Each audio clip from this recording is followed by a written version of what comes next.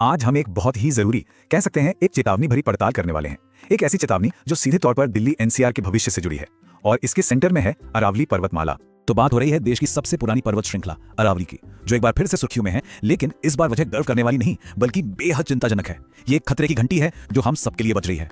तो चलिए थोड़ा और गहराई में उतरते हैं, समझते हैं कि आखिर ये खतरे की घंटी बज क्यों रही है और हमारे लिए इसके असल मायने क्या है। देखिए, आज का सबसे बड़ा, सबसे सीधा सवाल यही है, क्या दिल्ली एनसीआर की आखिरी लाइफलाइन यानी अरावली टूट रही है? और ये सिर्फ एक सवाल नहीं है बल्कि आने वाले एक बहुत बड़े संकट का साफ साफ इशारा है।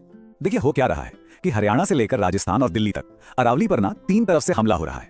पहला है अवैध खनन, जो पहाड़ों को अंदर ही अंदर से खोखला कर रहा है। दूसरा है बेरोक टोक कंस्ट्रक्शन, खास तौर पर गुरुग्राम फरीदाबाद के इलाकों में जहां फार्म हाउसेज और कॉलोनीज जंगल की जमीन को निगल रही हैं। और तीसरा जंगलों की अंधाधुंध कटाई।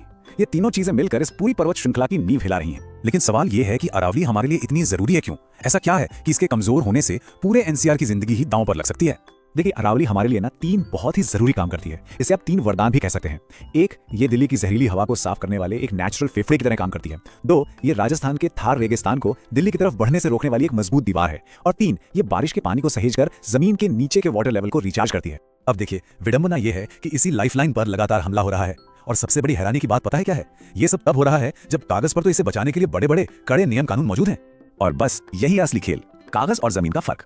एक तरफ नियम है और दूसरी तरफ वो हकीकत है जहां पहाड़ों को काटकर फार्म हाउस बन रहे हैं, जंगलों को साफ करके रास्ते निकाले जा रहे हैं। ऐसा लगता है जैसे संरक्षण के सारे नियम कानून बस दिखाने के लिए हैं। तो इस सब का नतीजा क्या होगा? बल्कि क्या होगा नहीं, क्या हो रहा है? सच तो यह है कि इसका असर अब दिखना शुरू हो चुका है। अच्छा, 1 मिनट के लिए जरा सोचिए, क्या ऐसा नहीं लग रहा कि गर्मियां हर साल पहले से ज्यादा जला रही हैं? क्या हवा में घुला जहर और ज्यादा महसूस नहीं हो रहा? और क्या बोरवेल हर साल और गहरे नहीं खोदने पड़ रहे? ये कोई इत्तेफाक नहीं है, ये अरावली पर हो रहे हमलों का सीधा नतीजा है जो हम सब भुगत रहे हैं। और अगर ये भी काफी नहीं है तो एक्सपर्ट्स की चेतावनी सुनिए, जो और भी ज्यादा डराने वाली है। अगर ये सिलसिला नहीं रुका तो अगले 10 से 15 सालों में ही दिल्ली एनसीआर का तापमान 2 से 3 डिग्री सेल्सियस तक बढ़ सकता है। सुनने में छोटा लग सकता है, लेकिन ये एक बहुत बड़े, एक भयानक बदलाव का इशारा है। लेकिन रुकिए, इन सबसे भी ज्यादा डरावनी एक और बात है, एक ऐसी आशंका जिसके बारे में सोचकर भी शायद डर लगे। वो ये कि अगर अरावली की ये दीवार सच में टूट गई तो थार का रेगिस्तान सीधा दिल्ली के दरवाजे पर आकर खड़ा हो जाएगा। जरा कल्पना कीजिए उस हाल की जब धूल भरी आंधियां और बढ़ता रेगिस्तान हमारी रोजमर्रा की जिंदगी का हिस्सा बन जाएगा। तो अब सवाल ये उठता है कि हम करें क्या? क्योंकि ये सिर्फ कोई पर्यावरण से जुड़ी खबर नहीं है, ये तो हमारे अपने होने ना होने की लड़ाई है। तो इसे ना सिर्फ एक और न्यूज आइटम की तरह मत देखिए, ये हमारी सांसों की खबर है। उस हवा की जिसमें हम सांस लेते हैं, उस पानी की जो हम पीते हैं। तो फैसला अब हमारे हाथ में है कि हम आज सवाल उठाएं ताकि हमारा कल बच सके, या फिर हम आज चुप रहें और आने वाली पीढ़ियों को जवाब देते फिरें।